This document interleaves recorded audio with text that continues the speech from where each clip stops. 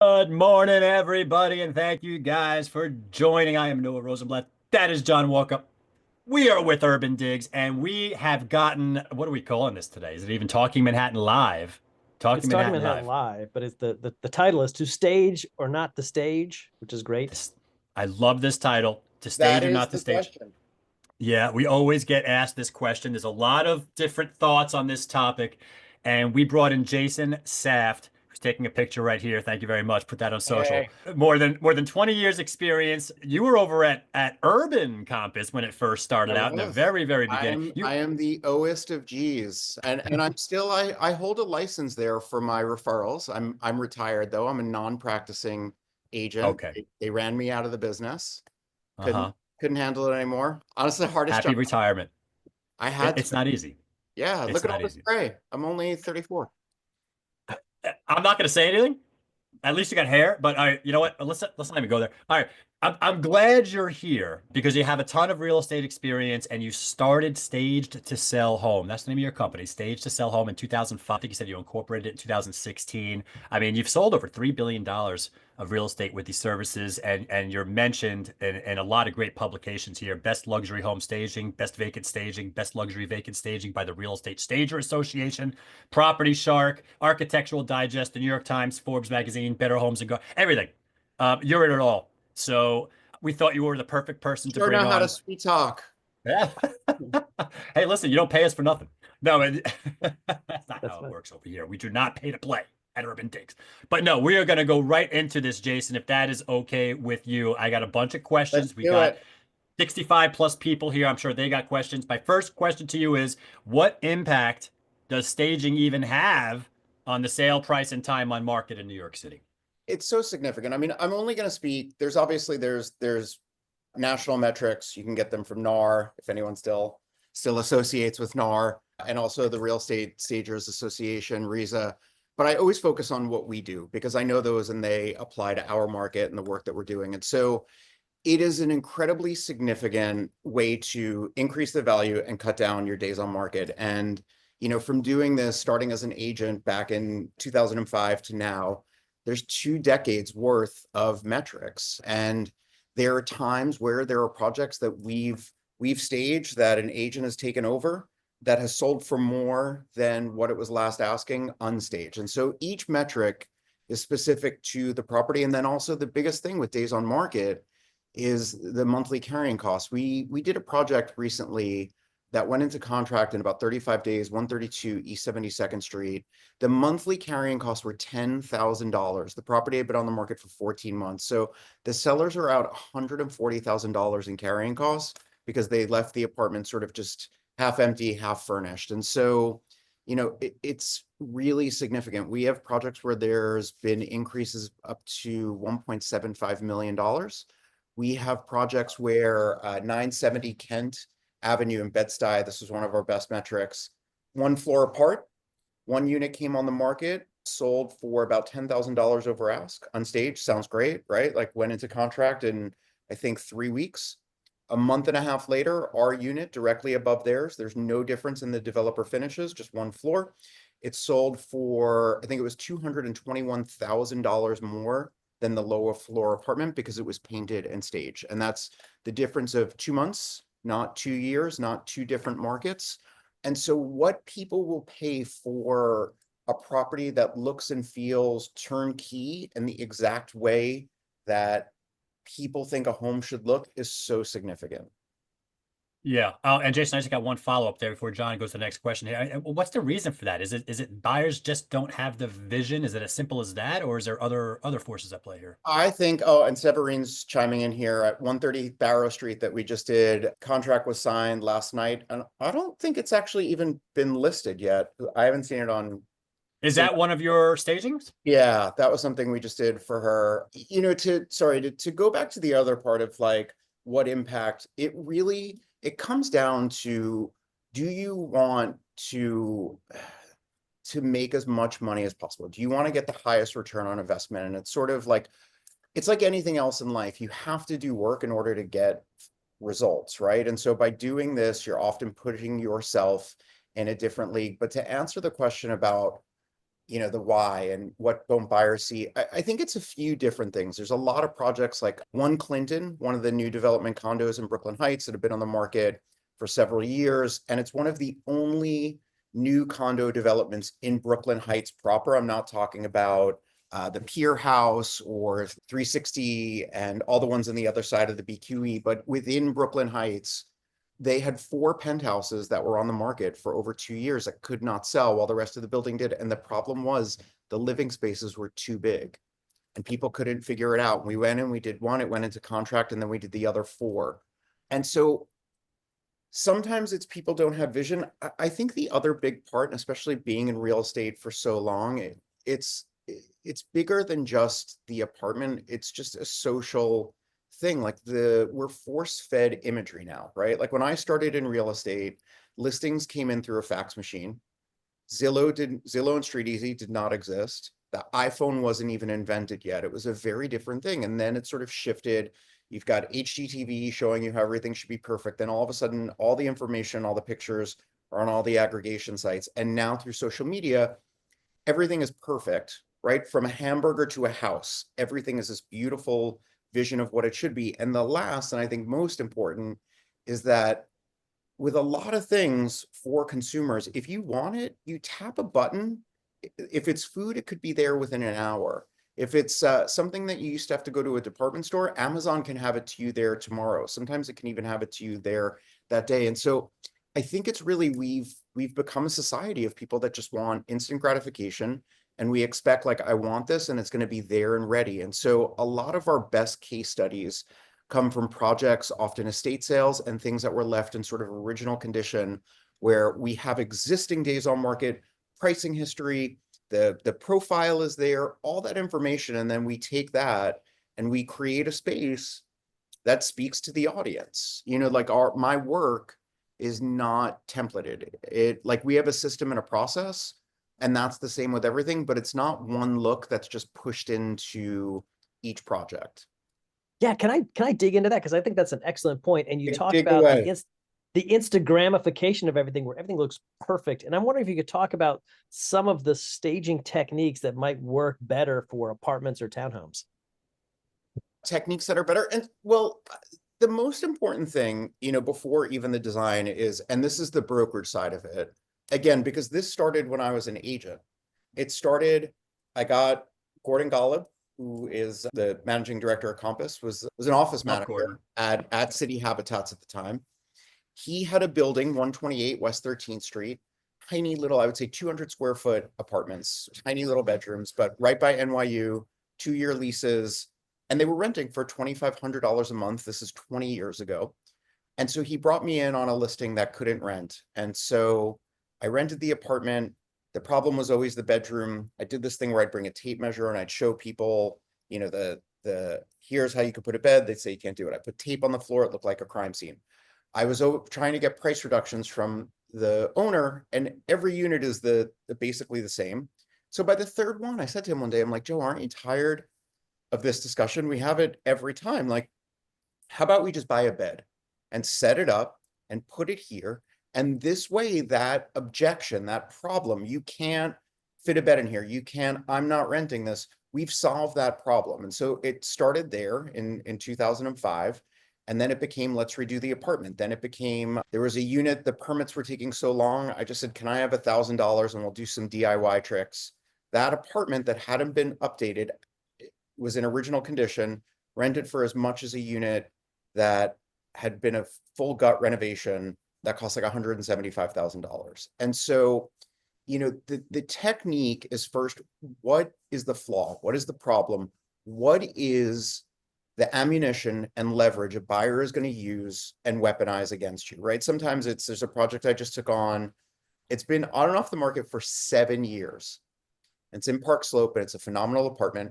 You open these beautiful old double doors, and the floors are stained. There's a dog urine stain on it. They're all scuffed up, and it's the first thing you see. And it's funny, the seller sent me an email the other night that said, you know what? I don't think we need to do it. It's just in a few spots. And I said to him, look, I screenshotted his listing history from StreetEasy. It's been 7 years. The cost to redo the floors of this duplex apartment is like $8,000.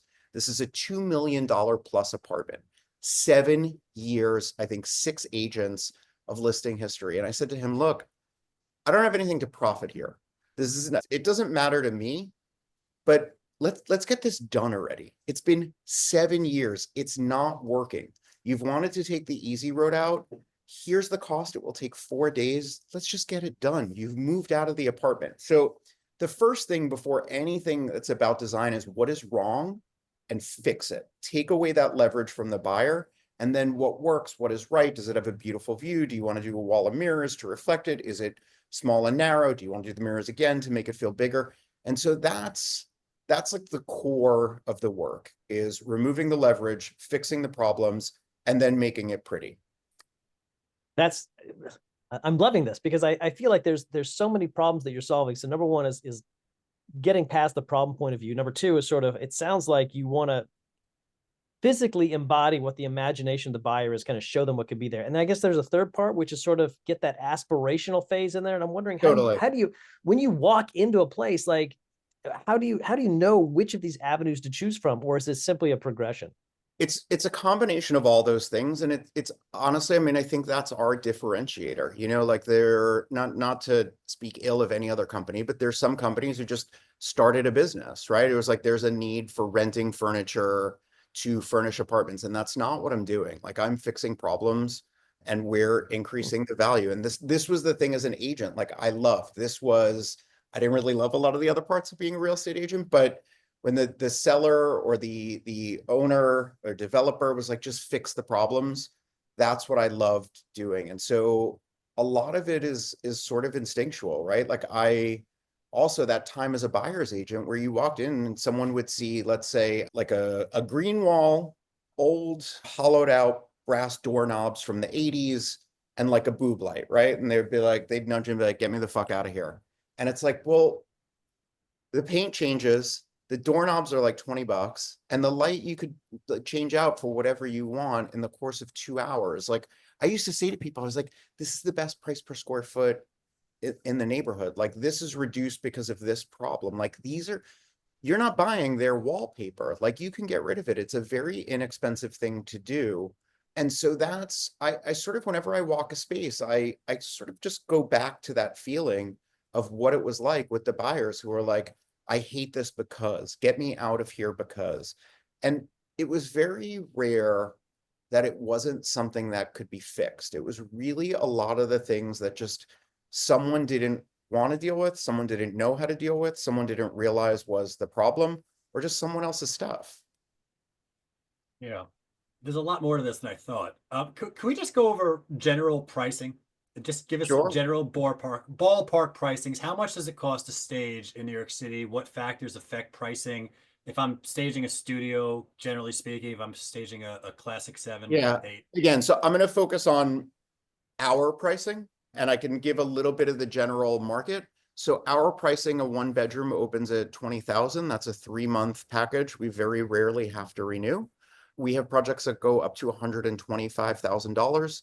The old standard average was about 1% of the sale price should be invested in staging. I think for a lot of firms that price has come down.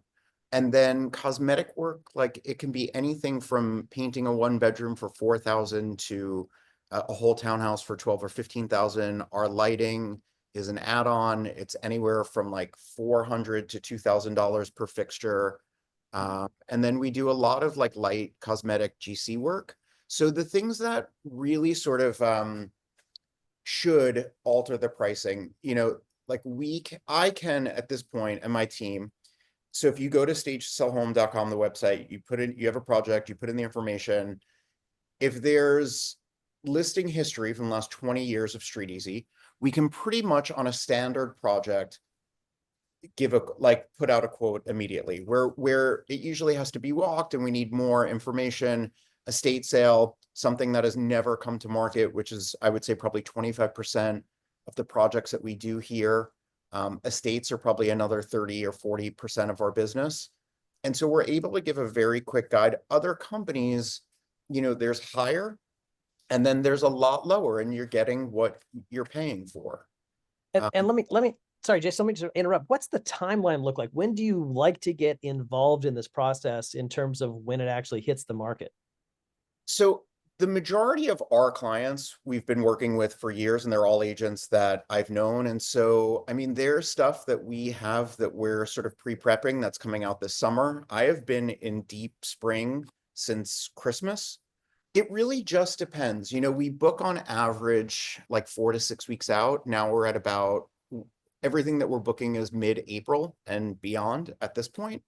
Where I like to be involved, and these are typically projects that need more handholding, is at the very beginning before the mistakes are made. So like I said, we do a significant amount of estate work, and you know, I've come to understand what, and again, with the estates, there's two different sides. There could be just the average apartment, and then there's certain buildings I work in a lot, like 34 Gramercy Park East, which is like the Dakota downtown. It's one of the oldest co-ops in the city. It has an aesthetic. It attracts a certain type of person. There's a DTI that has to qualify and post-closing liquidity, and they're buying in a historic building and they want that detail. And often with the estates, like a lot of our work, and this is all on our website, these are people who have left behind entire apartments, and I'll work with the estate and the family, and I'll go through and I'll sort of cull what we can rework in and represent it with more modern pieces and try and create something really contextual. And that's one of like the secrets to our mix. Like when you understand, so I just did 973 Fifth Avenue. It's a Stanford White mansion. It's, I think, one of the last 4 that still exist, single families. Stanford White, architect of the Washington Square Arch and many other historic. This house had been on the market for 4 years at a very wide price range. It started at $80 million. You know, I think that was wishful thinking at the time, but it came off the market in October at 58 million, was on the market for about a year and a half, refreshed it. It was, this is the only occupied project I did last year, in contract in 14 days for 50 million. And so, which was shocking. Like everyone picked up this article. It's very rare to see something at that price point transact that quickly. However, you know, one, we worked with the seller and kept some of the traditional pieces, brought in a lot of modern stuff to showcase sort of that the house was completely renovated down to the core, which was not translating in the first 3 or the first 2 iterations of the house that came on market. It looked much older. And so the idea was to modernize it, but also keep some of the older traditional pieces, because someone buying a 1905 Stanford White mansion, they obviously have a very deep appreciation of history and those sorts of pieces. So it's sort of finding the right things and creating something so niche and specific, yet that appeals to a very wide market. Like it's a very fine line to sort of walk, but a lot of it is just intuitive.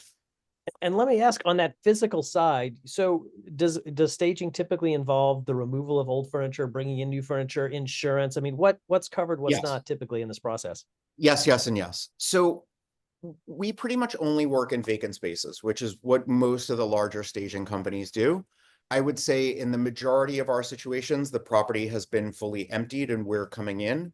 When it's some of these estates or this one, I took on this one occupied project because it was so, like, who doesn't want to spend a month in the winter in a Stanford White, you know, mansion on Fifth Avenue overlooking Central Park? So we're bringing everything in COI. We have a whole system and process for all of that. It happens, you know, like that. And again, again, when I was an agent, there were similar things that we were doing with the COI. So it's just an easy system. And I'm just to understand the relationship. Is the relationship with the stager to the property, is it through the agent? Is it with the seller? Like who's usually hiring you at, like, So where? I would used to be, I would say probably like 7 or 8 years ago when I was really starting to work with other agents, right? Because I was originally just doing this on my own, or for my own properties. The relationships were typically with the agents who were bringing us in, who saw my work and my property, and then were like, I need your help. But, you know, what's really interesting is the Stage to Sell Home Instagram. I never in a million years would have imagined that it would have this reach, but I would say like 30% now are sellers coming to us in some cases, we're then partnering them with an agent because they don't have one, but they follow Stage to Sell Home on Instagram. Like they just love the before and afters, the design, seeing all these properties, the work in progress. And they see that we have these relationships with the agents. And I focus a lot of the dialogue on what we're doing on the Stage to Sell Home Instagram on the agents, because look, there are some people, I call them like the agents of change, the ones who understand and know how to sit with the seller and say, like, we need to fix this. I actually just posted something today, 481 Washington Street, and sort of talk about this. The apartment had been on and off the market for 4 years, could not sell. It was overpriced at the beginning. The owner's things were there. He had vacated. They, tried to renumber the apartment, relist it a different way, combine it with the neighbor and give it, but it was 4 years and it didn't sell and it looked the same. Nothing had changed and the photography was terrible. And so the agent, one of the teams I work with, Hudson Advisory, they are really a team that understands, like, you have to give information that maybe people don't want to hear. You have to be fearless and say, look, it's been 4 years. It hasn't worked and it's not working. There's no one circling. We're going to tell you why. And a lot of it has to do with the physical presentation. I think, if I remember correctly, the difference in list price was about $200,000, which at like 5.5 is a very slim price reduction. But what really changed was how they had us represent the apartment and how they photographed it. And so what's really cool with Hudson Advisory, they have their own in-house photographer who shoots for them. And like, they understand the power of marketing from that perspective. And so all of their properties, they look a certain way, they feel a certain way, and they very much understand how people are just like, they're responding to imagery and the way that people scroll through Instagram. They're taking, sort of our behaviors and lending that to their real estate practice, which I think is brilliant. Like, they understand they will get more people through the door who see every single angle of this home presented in all of these ways. Like, they're giving them more. Right. So, okay, I got to put you on the hot seat because we have an audience question, which is sort of I'm right in the hot this. seat. I know it's going to get even hotter. Should I take my shirt off? Well, I think that's for the after hours After episode. the after show. That's a different around show, for Jason. that. We got the Yeah. warm up. We got the after hours. Yeah, Who knew? Studio 54 staging channel coming up. So here's the question. How do you go through and talk to a seller about the return of investment, especially if something's been on the market, it's not selling? How do you kind of talk to them about, is this going to pay off or not? And the other question is virtual staging. Like, how do you discuss the possibility of doing it far cheaper, but it's online only? And how does that relate to physical staging in your book? Sure. So the first question, how do I talk about it? So the first thing before we have a discussion is I send them our deck, right? And so it's almost 20 years of work. I think there's 150 case studies. It's funny, my chief operating officer, he's like, can we cut this down? It's so long. Like, no one's looking, like, and I was like, no, I want to keep going with it. I understand. We've gotten feedback from other people that say, we presented your deck and the competitors, and theirs was like 20 pages and yours is like 150. And I was like, great. And it's like, I'm proud of this work and it's all results, right? So I have come to understand the reason I keep it and keep it growing is because when I do sit with sellers, they often say, you know what, I started looking and like, I couldn't stop. It's information. But between the pictures and the information, it's like part educational and it's part sort of entertainment. But it shows them the metrics, like, and everything they can cross-reference. If they pulled up 7 Essex Street, the penthouse on Street Easy, they would see that there's 2 or 3 different versions of that penthouse listed that total 666 days on market, unsold. Then there's the new version of that, which sold in 3 weeks and it sold for over ask. And so I do that. So once I get on the phone with them, I just sort of deliver the message like, look, it's not working. It hasn't worked. Here's all the things that need to be done. And this is, the other part of it is when I started in the business, this is how Stage to Sell Home was a leaflet that I gave out to people. So Greg Young, if anyone on here has been in the industry for a long time, Greg Young was an early mentor of mine. He passed away many years ago. But when I started in real estate, he said to me, he's like, look, like, you got to have a specialty. And I had no connections. I didn't know anyone. I didn't have You know, I didn't come from a great family. I didn't go to the right school, but I could fix up an apartment. And he was like, just go with that. And so I created this collateral piece, and it's taken 20 years to have that comfort level, but that's what happens when you practice something every day. And it's not just that you believe in it, you have the proof to show this actually works. And so I'm very comfortable to say to someone, this is what needs to get done. Like, if you want to do it, great, you can hire me to do it. But if you're not going to commit to this, I'm not taking on your project. It's not, I don't need to go in, and I tell them, like, I don't want your money. It's not worth it. Because often someone will say like, oh, you know, it's too expensive. And it's not that it's expensive, it is costly. A lot of companies like Compass have a concierge program that will cover the upfront costs if you don't have that available liquidity. But I find it's a resistance to change, right? Like, that's really what it is. And I tell someone, if you're not willing to commit to these things to get this sold after this period of time, don't hire me. It's not worth the money, because it's not going to work. Yeah. You mentioned Greg Young.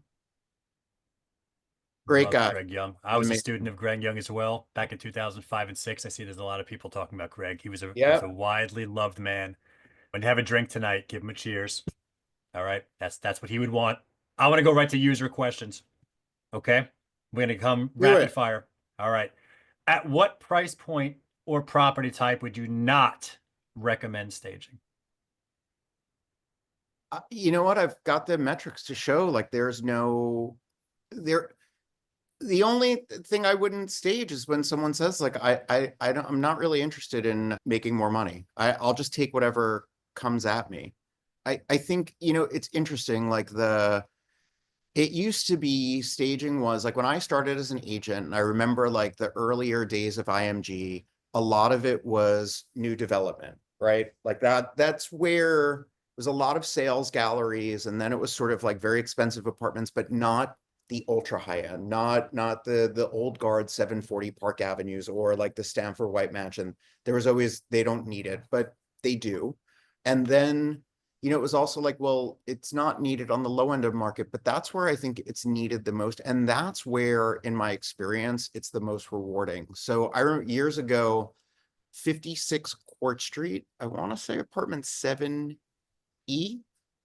was a friend of a childhood friend of mine, who, she owned this apartment. Her and her husband moved to DC.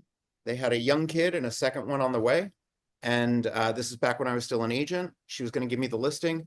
And she said, look, I cannot afford to carry this apartment empty. So we're going to have to sell it with the tenant in place. And the last unit in the building had been on market for over a year. I have no idea who it was. An agent, like at a firm I've never heard from. The hero shot on Street Easy, and you can go through and look and find this, was the intercom system of the door. Right. And so what's interesting is 56 Court Street is one of the only like entry level condominiums in Brooklyn Heights proper. It may not be the best block, but there's very few condominiums. And so I went into this apartment, I met with her tenant. It was the most disgusting apartment I had ever seen. This kid never cleaned his apartment. He was like a young guy who, like, I guess growing up had a maid. The bathroom was covered in black mold. I can say, like, I'll repost the pictures. I still have them. It was vile. I remember holding my hand over my nose because I thought I was going to throw up. I took all these pictures. I sent them to her. And I was like, look, there is no way possible that we can list it with this tenant. It will never sell. And the interesting thing is, the other comp was on the market close to a year, sold at like 300,000 and change after multiple price reductions. I said, look, just trust me on this. Let's get him out. We'll paint and clean, and I will just stage it for, if you can give me a budget of like $3,000. And like half the stuff in the apartment was my stuff from home. And I would like bike it over and take the subway in parts, because I couldn't even afford to get a taxi and an Uber at the time. The apartment sold for like $100,000 over ask. And it sold, I think we got somewhere around like 26 offers. And I did a marketing campaign because, again, like I love metrics and information. And so when you looked historically at Brooklyn Heights and you looked at the condominium market over the course of 20 years, you saw this massive appreciation level. And I put together this chart in a folder with all the information on Brooklyn Heights, all the development that was happening along Court Street. and marketed as the only condominium for sale in all of Brooklyn Heights below like whatever it was at the time, $500,000, $600,000. And so she called me and she said, like, I don't have to worry about like putting my kid through school now. And so that, like, I still remember that. I want to say that was like 2016. That's what happens in those small projects where you commit to it and do it. Like that difference of $100,000 or $130,000 can change someone's life on the small side, where there's projects I've done where people have made returns of like high 6 and 7 figures and they're like, oh, thank you. Like, that's nice. And it doesn't impact them as much. But when you can bring someone an extra $130,000, $40,000 and they have a second kid on the way, like, that's profound. Yeah, and we got some people in the audience asking for actual metrics. I know we don't have charts today, but I would encourage you to contact Jason Saft and see if he can send you some actual metrics or whatever documentation he Yeah, has. we have You a guys can do that full, if you privately. want to, Jason at Stage to Sell Home, or just go onto the website. You can enter in your info. We'll send you our deck, and it's all full of metrics. Okay, cool. Jason, we're just going to go rapid fire. Are you ready to I'm run ready. the gauntlet here? All right. So how do you stage Got a lot of properties questions. a lot of questions. How do you stage properties with high ceilings, like 12 foot and higher? With a tall ladder. Well, look, tall. I say good answer. Yeah. You just bigger art and bigger pieces. Just depends what it, again, you have to just evaluate it, but typically, like, we had large scale, large format art that showcases the walls and the ceiling height. You always build up, right? Okay. Right. How do you convince a seller to declutter or depersonalize their space when they're hesitant? So I think this is where, when having some metrics and working with someone, and this would not be something that I would do, but finding a company that handles this, the decluttering and paring down, because you have to give options, right? You can either do it yourself or you can hire these people to do it for you. And those other people, so like Amanda at Urban Clarity is another company, they do that. And like Amanda will have a full deck of all of these projects where they've done it, where they'll show you the before and after and the difference in the sale price. All right. What are the most important rooms to stage if you can't afford to stage the entire apartment? Well, if you've got a 1-bedroom, they're all, I mean, you really do have to think about it. Like, if it's a 1-bedroom apartment, you do have to do everything, right? When we're doing larger houses, there's times where we'll leave a floor off, right? Like, if it all makes sense. But the one thing I always do is, and this comes up a lot, an agent, and it's typically people we don't work with frequently, they'll say, like, can you leave off these 3 rooms? And I look at the floor plan, I'm like, those are the worst 3 rooms. Those are the ones with the worst dimensions. Like, those are the ones you have to stage. That's those 9 by 9 bedrooms, right? That's why someone isn't going to buy this property. That's the room that you absolutely have to do. And so sometimes our recommendations seem contradictory, but it's strategic, right? Like, again, it really goes back to removing whatever leverage someone else has and making a positive out of it. Yeah, I that's a like good that. point. That's I an like your unexpected approach. tip. Yeah, your approach is find what's wrong with it. Like, a lot of people would just stage like the first room you get into, or even the room that's presenting the best. You'll just Right. restage it when that's not where the focus needs to be. I mean, you have to, you do. I mean, listen, the minute someone is like, there are times where I tell someone, even like, look, you need to repaint your front door. Like, it looks like a crime scene. Like, that's the first impression. If we were, this was, in middle America, or we were on HGTV, they'd be talking about curb appeal and driving up to the house. But like, the hallway to your apartment is a big deal. And like, you may not be able to fix all of it, but maybe if some of the lights are blown out, you talk to the managing agent, get that fixed. Maybe your door needs a fresh coat of paint, but that moment of entry is when someone's like, all right, I'm either really excited or I can't wait to get out of here. Interesting. I also want to our users are making a couple of points over here. Coldwell Banker Warburg also has a program. Corcoran has a program. So it looks like there's more firms coming in here. We are apolitical here at UrbanDigs. So it looks like the industry is starting to come in. That is good to know. Thank you, users. Going right on with the question here. What do you do when a living dining room faces a wall? Can staging help to divert the attention of a buyer who just sees the wall? Yeah, so it's funny. A lot of times I'll use like architectural prints that are almost like dimensional and look like you're sort of looking out into the distance, or we might do a wall of mirrors. So there's one artist in particular, Richard Silver, who this is very funny. And I had it came from buying his artwork. I met him in person. He was actually at an office. He used to be a Corcoran agent like 25 years ago. It was like really a really wild thing. He came from the 12th Street office, but he travels around the world and takes these beautiful large format architectural prints. And so, you know, you put a 60 by 80 architectural print of a building, a museum, but it has depth perception, right? And you sort of see into the distance, and that's a great visual trick. And a mirror is also another visual trick. That's pretty cool. Okay. I like this one. Does staging mean you can try to list for a premium above market comps? I think it That's a really good question. depends on the market. It depends where we are in the market and where the property is. So let's just say like the properties in Tudor City, Sutton Place, 83rd Street, between York and First. Like, I don't think it's a smart thing to do. You have to like really be hyper specific and understand that segment of the market. There are times where you can push that number higher. I think knowing how tricky the market has been, I would say come in a smidge under and get that bidding war, because properties are still transacting and they're moving quickly if they're priced right.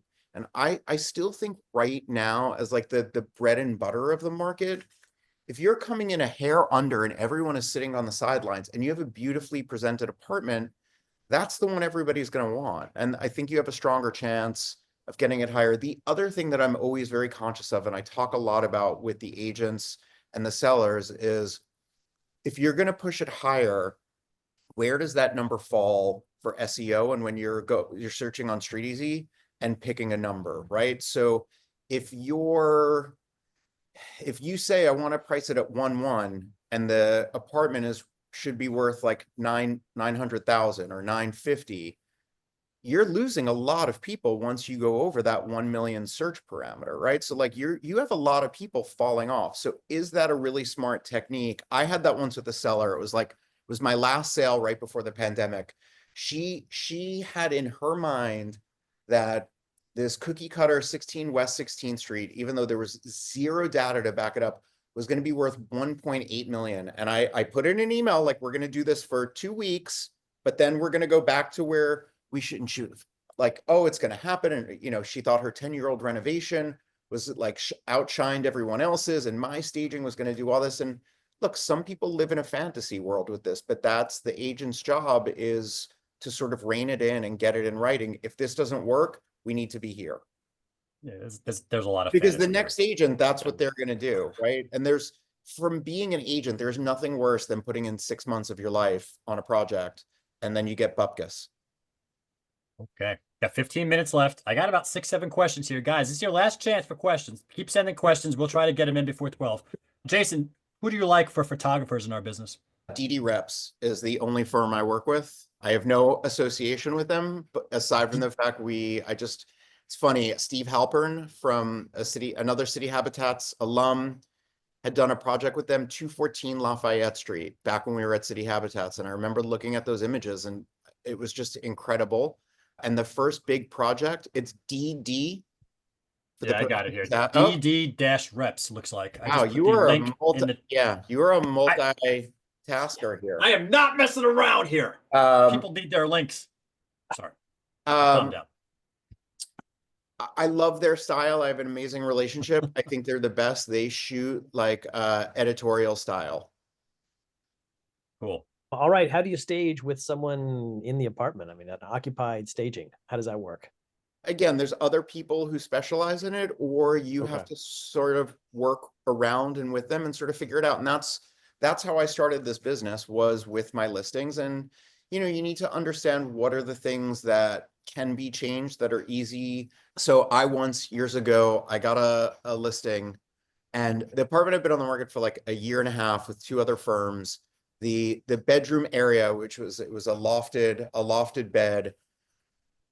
It smelled so bad. It was like the most disgusting body odor I have ever encountered. And I said to the seller, I'm like, when's the last time like you've changed and he said, oh, we got sheets as like a wedding present. And so like I went up there to make the bed once, And I was like, when were you married? Like when the Declaration of Independence was signed, the pillows were like parchment yellow. And so I said, you know what, as a gift, I'm gonna get some new bedding in here. So when we take photography, we have a perfect. And so you sort of find those little tricks of what you need to do, but some of it is sensory. I mean, the smell was repulsive, right? And The musty odor, that oh, musty, and it's oh, an the open state loft. condition. Yeah, Yeah.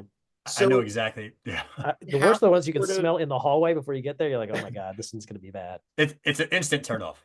yeah. It's just like an instant no when And you so smell that. that's Yeah. the reason why, though, I think for everyone, all the agents who are on here, to find people who do this, part of this is you need to pull yourself out of that dynamic. It is uncomfortable, right? For the real estate agent to be like, hey, your bedding smells like shit, buddy. Like it's problematic. And so if you work with someone who does occupied staging, they're able to come in and say, all right, from a business perspective, here's what we have to do. Here's what it's going to get. Here's all the things we fix. This is the cost. I'll be done in 24 hours, 48 hours, whatever it is. And especially when someone has, if they've already listed and it hasn't sold, this conversation is always easier to have because they know, right? And they're at a pain point. Yeah. I almost feel like you got a tagline there. It's like stage to sell. Hey, buddy, your bedding smells like shit. It was so disgusting. How do you balance? I love this question. How do you balance your design and I guess your team's design with a broker who thinks that they are also a designer? You know, the majority of the people we work with are hiring us because they know that we execute and they don't want to be involved. There are some agents, like I've come to know their preferences. Callie Sarkesh at Compass, if I put a brown towel in the like a dark colored, it's not going to have, it needs to be a white towel. Leonard Steinberg, like no beige or tan bedding in a dark room, it's got to be crisp white. Like I ask and learn these things because I do understand part of our work is we're creating these spaces that the agents can leverage as part of their brand, right? So like we encourage them to do shoots in it, post closing marketing. So you learn some of the preferences and you do it like that. I'm also very big on boundaries and laying down the ground rules. I did have a project recently where, you know, the agent acted as if he was like Michael Kors and we were on Project Runway. And I told him like, I'm not interested in this. This is like, what you're doing does not interest me. I've been hired to do this. We had a discussion on what I do and what I don't do. If you want to hire a designer to do your apartment, you could talk to them like this, but otherwise, like, let's wrap it up and move on. I'm always interested if someone has specific, there's a difference between someone who says, here's a vision for this, or, you know, I'm hiring you because, or I'm recommending you because I walk this project and I think it should be along those lines. Like, that's great. And I really like agents who can vocalize or show like, here's what I think would be the best. And we can say yes or no. But, you know, again, if you're hiring an expert, you shouldn't really be dictating towards them your preferences. It's sort of like the seller, right? Saying to you, I don't really love the way you wrote the listing description. You know, maybe you could have the photographer come back and stand at the room from this angle. You know, your open house. Maybe we should price up here instead of over there. Yeah, What do you think? your open house was at 11 a.m. and you know, I don't go to yoga until 2 o'clock. So maybe you could make the open house at 2 and you're like, well, it's Park Slope and everyone's out and up early. Like you do your open houses early because you're taking the kids, like, let me do my job. And so it's very rare that we get agents who impart personal preferences. And when it does happen, every once in a blue moon's like, oh, I would like this chair to be gray. And I always say, so let me just ask, like, do you believe because this chair is beige that someone is not going to buy this apartment? They're like, no. And I'm like, okay, great. And they're like, but I still want the gray chair. I just let them know this is the cost and this is the timeline to make that chair gray. It's not a choose your own adventure, like make your own salad station. Right. Well, speaking of things you like, speaking of things you don't like, there's a question about fake plants. Fake plants, yes. Fake plants, no. Oh, I mean, I have a whole fake jungle about 20 feet from me. Again, it just depends. And then, you know, look, at the beginning of my career, all my fake plants were the little Fejkas from IKEA.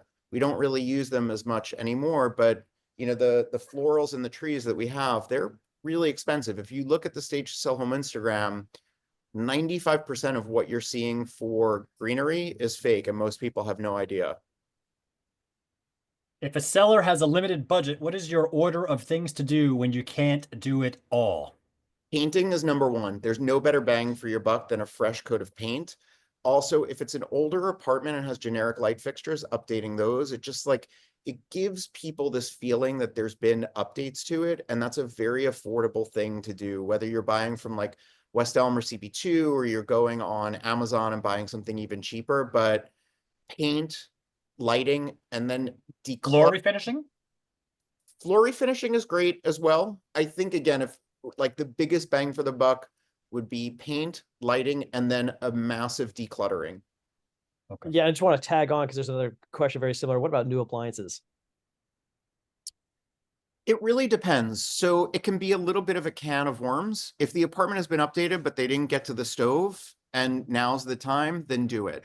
If you have a kitchen, and this is like the largest part of our estate projects, if you have a dated kitchen that needs to be fully gut renovated and you put in a new stove and a new refrigerator, you're also not going out and buying like a Viking range and, the top of the line Gen Air appliances. It typically like they're going for the least affordable thing and expecting a massive return. So you're either going to do the whole hog, or like maybe you just need one new appliance because you didn't get around to it or you didn't have the money at the time and you can. But I think I don't recommend like renovating unless you're going to hire a designer and really go through the process, because there's always a disconnect. The renovation is always as cheap as possible, but you want as much as possible. And the person, again, depending upon where you are, they want a higher end renovation. They don't want to pay top dollar for, a generic renovation. But what we often do in the older apartments is we'll repaint old kitchen cabinets, change out the hardware, lighting, like very inexpensive things, because, sorry for the long-winded answer, this is what I learned as a buyer's agent. Not everyone can afford to renovate. Not everyone has that post-closing liquidity. And so if you have an older dated kitchen and that's the hindrance, if everything still works and it's clean and it looks fresh, a lot of people who would typically walk away from it in original condition will then look at it because they realize, and this is something I taught people as a buyer's agent, you can live with this for a few years. The stove works, the dishwasher works, the refrigerator works. Is it the best kitchen out there? No, but if you can't afford to do it and the apartment is priced right, it's in the building you want, the location you want, you're going to get approved by the board because we know that the DTI qualification, then go for it and renovate it when you have the time. Like I bought an estate condition apartment a few years ago. I still haven't renovated it. I will at some point, but I want to take my time with it. The apartment had not been touched in 65 years, but I took an excess fridge I had here, cleaned it all up, and it works and it's fine. What about staging outdoor space? If it has it, pretty much always, just not in the winter. All right. What about including a signature piece in every staging? What are your thoughts on that? Yeah, it's funny. The one thing that goes in every project that I will always get a random picture of is we have these little rubber ducks. I'm big on like bathroom humor, and like, so we have all these funny little rubber ducks. There's like Gene Simmons from Kiss, Ariana Grande is Aviari Grande, Willie Nelson, James Brown, Madonna, like these really, it's like the smallest little thing, but it's really funny how many people over the years, they're like, I have no idea which project's yours. And then I go in the bathroom and I see the little rubber duck and I know it's you. Jason, what's your opinion when agents are overly involved in negotiating the cost of staging for a seller, essentially the gatekeepers? Don't do it. Like, it's usually a red flag for us, and that, we may have a do not call list here. Look, and I explain this, and I'm happy to explain it to the seller. I am running a for-profit business. This is not a 501c3. You are hiring me to increase the value of your home. I need to be paid. I have 10 employees. They are all paid well. They all get a health insurance credit. We have a warehouse, a system process. We have moving trucks. We finish a project like a 1-bedroom up to like a 3-bedroom. We're typically done in one day. There's sometimes we do a house in a day and a half. If you're going to negotiate and I can't make a profit, I'm not taking the job. And so it's the same thing. Like there are agents who will take a project for a very low commission because they don't have anything else coming in. our reputation, just based off of work, not based off of charm or charisma or looks, we have enough properties coming in that when someone tries to negotiate too hard, like, I got rent to pay, I have employees to pay. If you want to keep hammering me down, go do this with someone else. Yeah. Just speaking of that, I just want to, one more on my end. Is there any kind of relationship between offering a commission to brokers for referrals to you guys, or is that frowned No. upon? Like, I don't know what that status is. No, we don't offer any sort of referral fee. We do an amazing job and we help people sell these apartments a lot faster for more money, and we offer a lot more marketing support. I think that's the real incentive. Like, that's when that question has come up before, like, how are we always so busy? We're busy because we produce results, right? And like, again, I was an agent for 20 years. Like, I know what it's like to have to like schlep uptown all day to be showing an apartment for 6 months, 8 months. And after a while, it's like, it's just disheartening that nothing is happening on it. So when you give your all and you're doing this work and the agent has offers in 2 weeks over ask, that's the incentive, right? Like, that's what I try and teach other people to do. It's like, if it's always like, I want a handout for something, it doesn't really work. People don't believe in your work. But when you form the right relationships, like our contractors, like, I don't ask them for a kickback. Like, they do a great job. I've worked with some of the same people for over a decade. It's what it's about, right? Like, you do good Yeah. work, we do good work, everybody get their job done. I Because think part of being, I'm sorry, I just want to, part of being an amazing real estate agent is that you've vetted and you have a number of great attorneys that you can recommend, a number of great contractors, plumbers, electricians, architects, anything. Like, if you just having access to someone that has good referrals in and of itself without asking for anything back, I just mean, being that that is resource. the job. The reality is, again, when I started in real estate 20 years ago, you were a gatekeeper of information. There was no way to find apartments except Craigslist, the Village Voice, right? You had to go to a real estate agent.